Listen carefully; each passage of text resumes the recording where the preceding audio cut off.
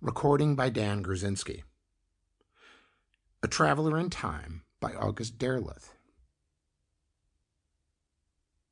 You can't always escape evils by running away from them, but it may help. "Tell me what time is," said Harrigan one late summer afternoon in a Madison Street bar. "I'd like to know." "A dimension," I answered. "Everybody knows that."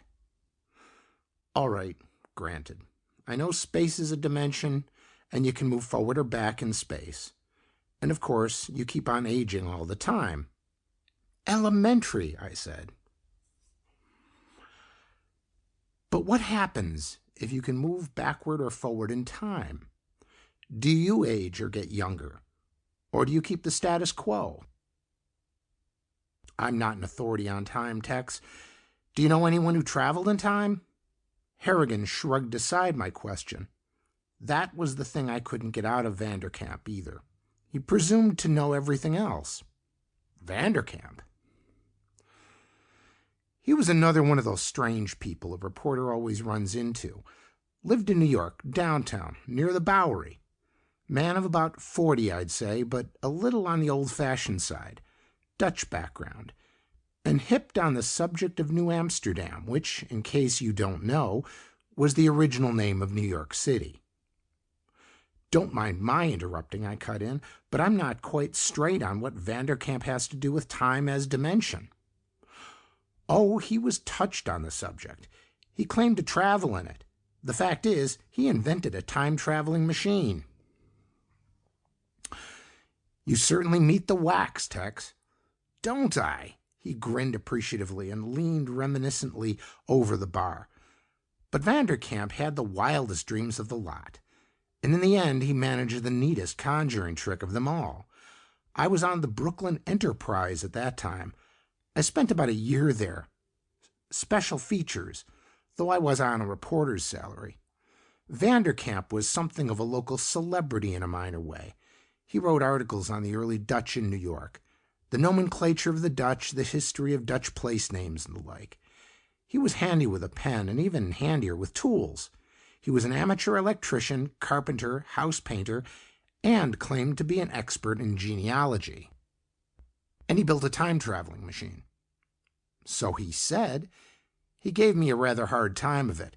He was a glib talker, and half the time I didn't know whether I was coming or going. He kept me on my toes by taking for granted that I accepted his basic premises. I got next to him on a tip. He could be close-mouthed as a clam, but his sister let things slip from time to time, and on this occasion she passed the word to one of her friends in a grocery store that her brother had invented a machine that took him off on trips into the past.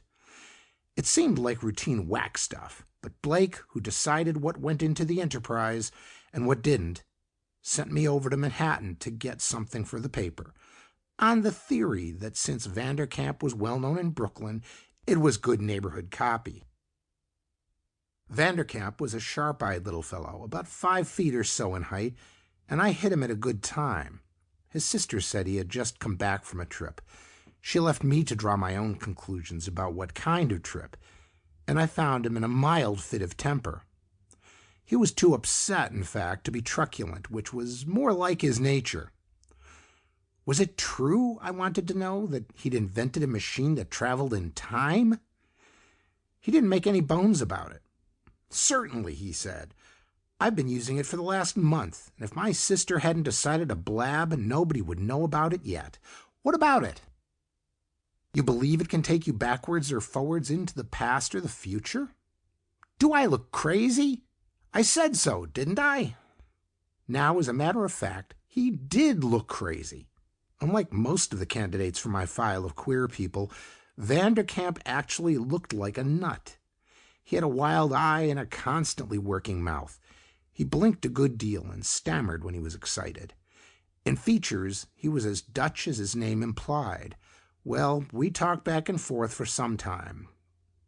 But I stuck with him, and in the end he took me out into a shed adjoining his house and showed me the contraption he'd built. It looked like a top. The first thing I thought of was Brick Bradford, and before I could catch myself I'd asked, Is that pure brick Bradford? He didn't turn a hair. Not by a long shot, he answered. H.G. Wells was there first. I owe it to Wells. I see, I said. The hell you do, he shot back. You think I'm as nutty as a fruitcake. The idea of time travel is a little hard to swallow, I said. Sure it is, but me, I'm doing it. So that's all there is to it. If you don't mind, Mr. Vanderkamp, I said, I'm a dummy in scientific matters. I have all I can do to tell a nut from a bolt.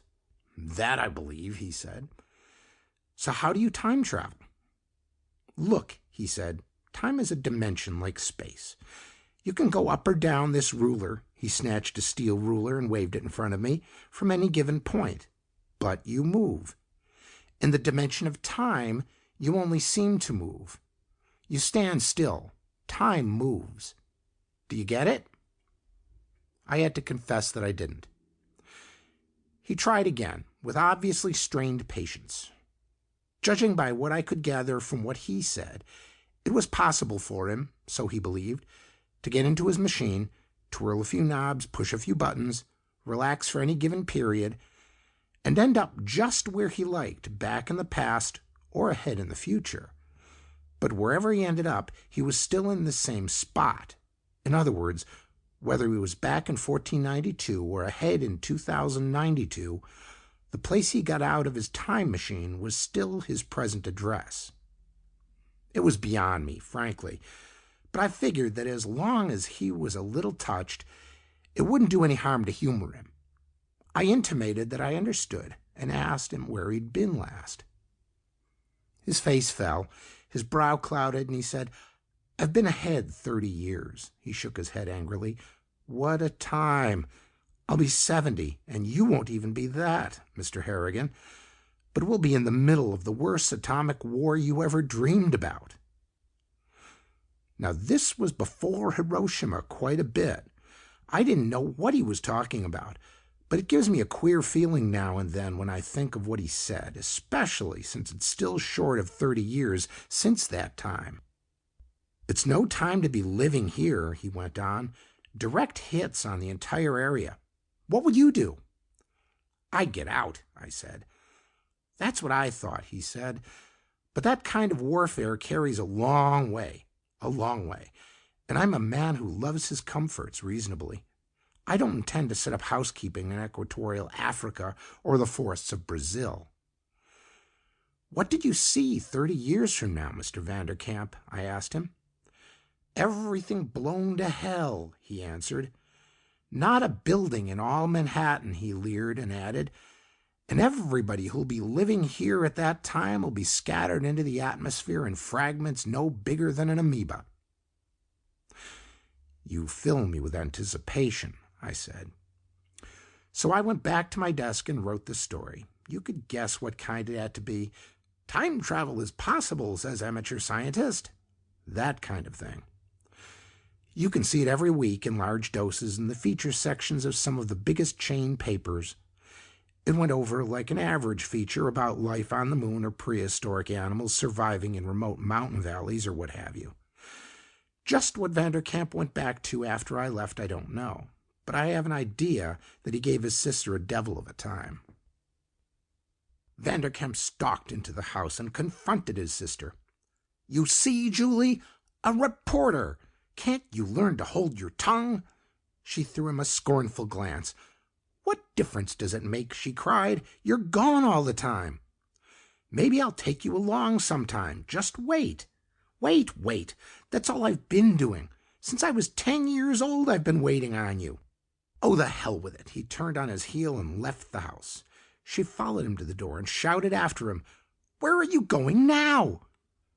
To New Amsterdam for a little peace and quiet, he said testily. He threw open the thick-walled door of his time machine and pulled it shut behind him. He sat down before the controls and began to chart his course for 1650. If his calculations were correct, he would shortly find himself in the vicinity of that sturdy, if autocratic, first citizen of the Dutch colony of New Amsterdam, Peter Stuyvesant, as well as Governor Stuyvesant's friend and neighbor, Heinrich Vanderkamp, He gave not even a figurative glance over his shoulder before he started out. When he emerged at last from his machine, he was in what appeared to be the backyard of a modest residence on a street which, though he did not know it, he suspected might be the Bowery. At the moment of his emergence, a tall, angular woman stood viewing him, open-mouthed and aghast, from the wooden stoop at the back door of her home. He looked at her in astonishment himself. The resemblance to his sister Julie was uncanny. With only the slightest hesitation, he addressed her in fluent Dutch. "Pray do not be disturbed, young lady." "A fine way for a gentleman to call!" she exclaimed in a voice considerably more forceful than her appearance. "I suppose my father sent you. And where did you get that outlandish costume?" "I bought it," he answered, truthfully enough. "A likely tale," she said. "And if my father sent you, just go back and tell him I'm satisfied the way I am. No woman needs a man to manage her." "I don't have the honor of your father's acquaintance," he answered. She gazed at him suspiciously from narrowed eyes. "Everyone in New Amsterdam knows Henrik von Tromp. He's as unloved as yonder bumblebee. Stand where you are and say whence you come." "I'm a visitor in New Amsterdam," he said, standing obediently still. "I confess I don't know my way about very well, and I chose to stop at this attractive home." "I know it's attractive," she said tartly, "and it's plain to see you're a stranger here, or you'd never be wearing such clothes. Or is it the fashion where you come from?" She gave him no opportunity to answer, but added after a moment of indecision, "Well, you look respectable enough, though much like my rascally cousin Peter Vanderkamp. Do you know him?" "No." "Well, no matter. He's much older than you, near 40 blessed years. You're no more than 20, I don't doubt." Involuntarily, Vanderkamp put his hand to his cheek, and smiled as he felt its smooth roundness. "You may be right at that," he said cryptically. "You might as well come in," she said grudgingly. "What with the traffic on the road outside, the Indians, and people who come in such flighty vehicles as yours, I might as well live in the heart of the colony." He looked around. "And still," he said, "it is a pleasant spot. Peaceful, comfortable. I'm sure a man could live out his days here in contentment." "Oh, could he?" she said belligerently. "And where would I be while this went on?" He gazed at her beetling nose, her jutting chin. "A good question," he muttered thoughtfully. He followed her into the house. It was a treasury of antiquities, filling him with delight. Miss Anna von Tromp offered him a cup of milk, which he accepted, thanking her profusely. She talked volubly, eyeing him all the while with the utmost curiosity, and he gathered presently that her father had made several attempts to marry her off, disapproving of her solitary residence so far from the center of the city, but she had frowned upon one and all of the suitors he had encouraged to call on her. She was undeniably impressive, almost formidable, he conceded, privately, with a touch of the shrew and harridan. Life with Miss Anna von Tromp would not be easy, he reflected. But then life with his sister Julie was not easy, either. Miss Anna, however, had not to face atomic warfare. All she had to look forward to in 14 years was surrender to the besieging British, which she would have no trouble in surviving. He settled down to his ingratiating best and succeeded in making a most favorable impression on Miss Anna von Tromp before at last he took his leave, carrying with him a fine hand-wrought bowl with which the lady had presented him.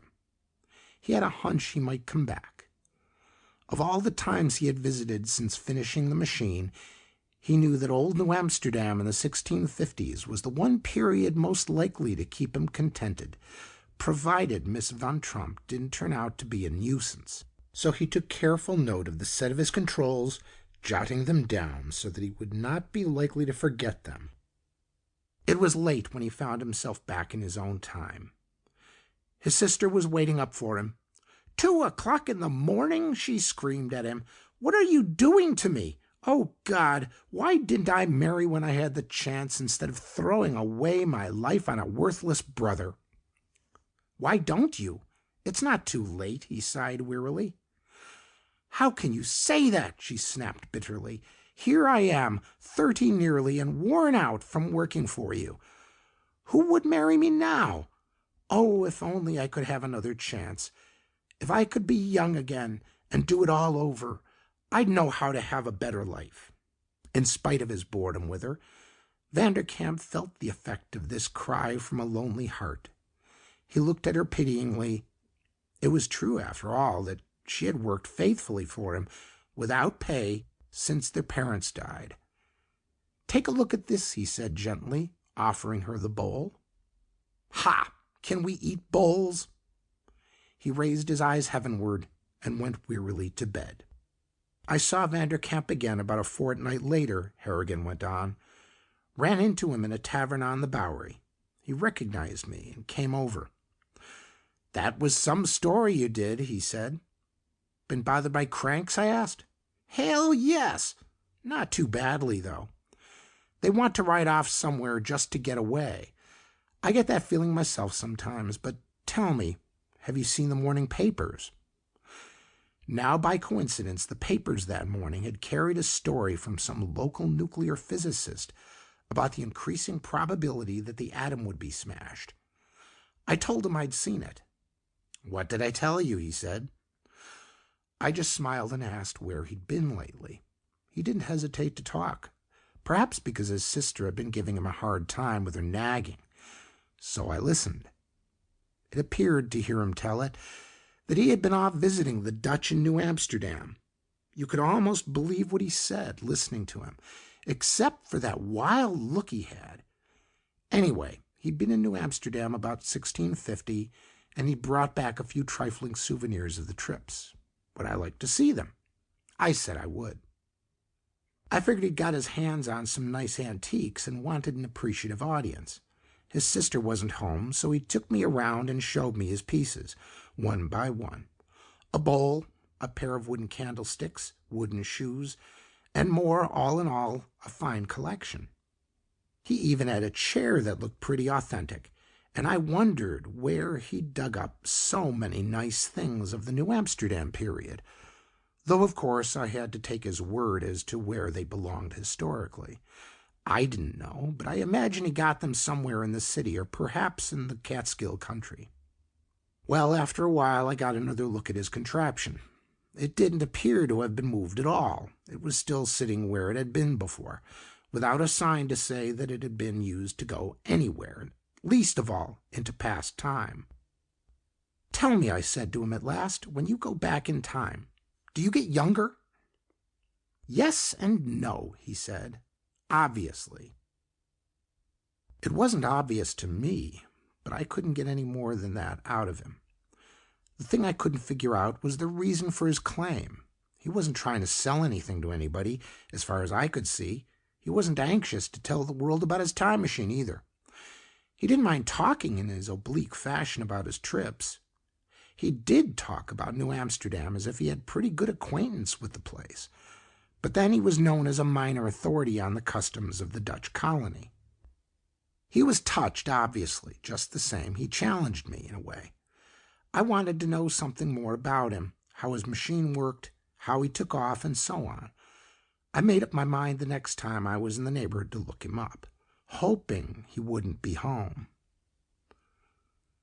When I made it, his sister was alone, and in a fine fettle, as cantankerous as a flea-bitten mastiff.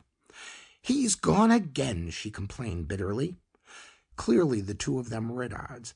I asked her whether she had seen him go. She hadn't.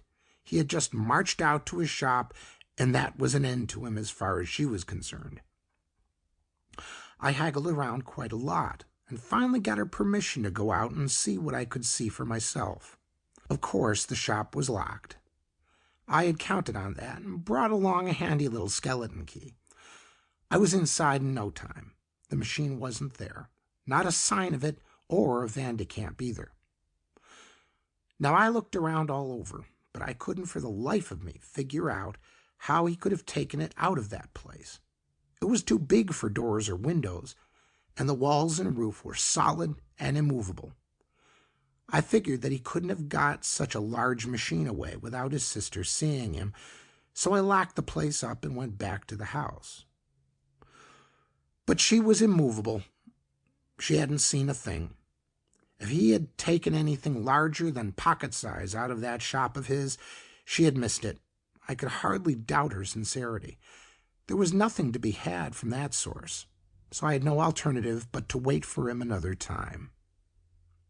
Anna Van Tromp, considerably chastened, watched her strange suitor. She looked upon all men as suitors without exception, for so her father had conditioned her to do, as he reached into his sack and brought out another wonder. "Now this," said Vanderkamp, "is an alarm clock. You wind it up like this, you see, set it, and off it goes. Listen to it ring. That will wake you up in the morning." "More magic," she cried doubtfully. "No, no," he explained patiently. "It's an everyday thing in my country. Perhaps some day you would like to join me in a little visit there, Anna." "Ja, maybe," she agreed, looking out the window to his weird and frightening carriage, which had no animal to draw it, and which vanished so strangely, fading away into the air whenever Vanderkamp went into it. "This clothes-washing machine you talk about," she admitted, "this I would like to see." "I must go now," said Vanderkamp, gazing at her with well-simulated coyness. "I'll leave these things here with you, and I'll just take along that bench over there." "Ja, ja," said Anna, blushing. "6 of one and half a dozen of the other," muttered Vanderkamp, comparing Anna with his sister. He got into his time machine and set out for home in the 20th century. There was some reluctance in his going. Here all was somnolent peace and quiet, despite the rigors of living. In his own time there were wars and turmoil, and the ultimate threat of the greatest war of all. New Amsterdam had one drawback, however, the presence of Anna Van Tromp. She had grown fond of him, undeniably, perhaps because he was so much more interested in her circumstances than in herself. What was a man to do? Julie at one end, Anna at the other. But even getting rid of Julie would not allow him to escape the warfare to come.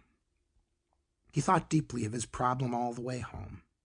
When he got back, he found his sister waiting up, as usual, ready to deliver the customary diatribe. He forestalled her. "I've been thinking things over, Julie. I believe you'd be much happier if you were living with Brother Carl. I'll give you as much money as you need. You can pack your things, and I'll take you down to Louisiana." "Take me?" she exclaimed. "How? In that crazy contraption of yours?" "Precisely." "Oh, no," she said. "You don't get me into that machine. How do I know what it will do to me? It's a time machine, isn't it? It might make an old hag of me. Or a baby." "You said that you wanted to be young again, didn't you?" he said softly. "You said you'd like another chance." A faraway look came into her eyes. "Oh, if only I could. If only I could be a girl again with a chance to get married." "Pack your things," Vanderkamp said quietly. "It must have been all of a month before I saw Vanderkamp again," Harrigan continued, waving for another scotch and soda. "I was down in the vicinity on an assignment, and I took a run over to his place. He was home this time. He came to the door, which he had chained on the inside. He recognized me, and it was plain at the same time that he had no intention of letting me in. I came right out with the first question I had in mind. 'The thing that bothers me,' I said to him, 'is how you get that time machine of yours in and out of that shed.' 'Mr. Harrigan,' he answered, 'newspaper reporters ought to have at least elementary scientific knowledge. You don't. How in hell could even a time machine be in two places at once, I ask you? If I take that machine back 3 centuries, that's where it is. Not here. And 3 centuries ago, that shop wasn't standing there. So you don't go in or out. You don't move at all, remember? It's time that moves.' I called the other day, I went on. Your sister spoke to me. Give her my regards. My sister's left me, he said shortly, to stew, as you might say, in my own time machine. Really, I said. Just what do you have in mind to do next? Let me ask you something, Mr. Harrigan, he answered. Would you sit around here waiting for an atomic war if you could get away? Certainly not, I answered. Well then, I don't intend to either. All this while he was standing at the door, refusing to open it any wider or to let me in. He was making it pretty plain that there wasn't much he had to say to me, and he seemed to be in a hurry. Remember me to the inquiring public 30 years hence, Mr. Harrigan, he said at last, and closed the door. That was the last I saw of him. Harrigan finished his scotch and soda appreciatively and looked around for the bartender. Did he take off then? I asked. Like a rocket, said Harrigan. Queerest thing was that there wasn't a trace of him. The machine was gone too, the same way as the last time, without a disturbance in the shop. He and his machine had simply vanished off the face of the earth and were never heard from again. Matter of fact, though, Harrigan went on thoughtfully, Vanderkamp's disappearance wasn't the really queer angle on the pitch. The other thing broke in the papers the week after he left. The neighbors got pretty worked up about it. They called the police to tell them that Vanderkamp's sister Julie was back, only she was off her nut, and a good deal changed in appearance, too. Gal going blarmy was no news, of course, but that last bit about her appearance, they said she looked about 20 years older, all of a sudden, sort of rang a bell. So I went over there. It was Julie, all right, at least she looked a hell of a lot like Julie had when I last saw her, provided you could grant that a woman could age 20 years in the few weeks it had been. And she was off her rocker, sure enough, or hysterical, or at least madder than a wet hen. She made out like she couldn't speak a word of English, and they finally had to get an interpreter to understand her. She wouldn't speak anything but Dutch, and an old-fashioned kind, too. She made a lot of extravagant claims and kept insisting that she would bring the whole matter up in a complaint before Governor Stuyvesant. Said she wasn't Julie Vanderkamp, by God, but was named Anna van Tromp, which is an old Dutch name thereabouts, and claimed that she had been abducted from her home on the Bowery. We pointed out the 3rd Avenue L and told her that was the Bowery, but she just sniffed and looked at us as though we were crazy. I toyed with my drink. You mean you actually listened to the poor girl's story? I asked. Sure, Harrigan said. Maybe she was as crazy as a bedbug, but I've listened to wackier stories from supposedly sane people. Sure, I listened to her. He paused thoughtfully for a moment, then went on. She claimed that this fellow Vanderkamp had come to her house and filled her with a lot of guff about the wonderful country he lived in, and how she ought to let him take her to see it. Apparently he waxed especially eloquent about an automatic washing machine and dryer, and that had fascinated her for some reason. Then, she said, he brought a 10-year-old girl along. The where in the world old Vanderkamp could have picked up a tot like that is beyond me. And the kid had added her blandishments to the plot. Between them, they had managed to lure her into the old guy's machine. From what she said, it was obviously the time machine she was talking about. And if she was Julie, there was no reason why she shouldn't know about it. But she talked as though it was a complete mystery to her, as though she'd no idea what the purpose of it was. Well, anyway, here she was, and very unhappy, too. Wanted to go back to old New Amsterdam, but bad. It was a beautiful act, even if she was nuts. The strange thing was, though, that there were some things even a gal going wacky couldn't explain. For instance, the house was filled with what the experts said were priceless antiques from Dutch New Amsterdam, of the period just prior to the British siege. You'd think those things would make poor Julie feel more at home, seeing as she claimed to belong in that period. But apparently they just made her homesick. And curiously enough, all the modern gadgets were gone. All those handy little items that make the 20th century so livable had been taken away, including the washing machine and dryer, by the way. Julie, or Anna as she called herself, claimed that Vanderkamp had taken it back with him wherever he'd gone to, after he'd brought her there. Poor woman, I said sympathetically. They toted her off to the booby hatch, I suppose. No, Harrigan said slowly. They didn't.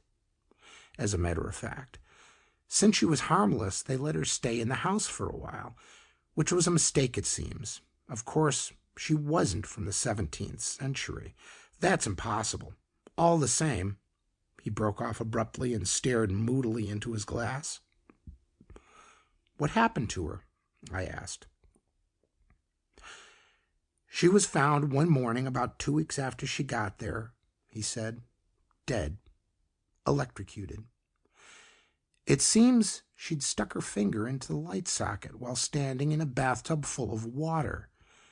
An accident, obviously. As the medical examiner said, it was an accident any 6-year-old child would have known enough about electricity to avoid. That is, Harrigan added, a 20th century child. End of A Traveler in Time by August Derleth.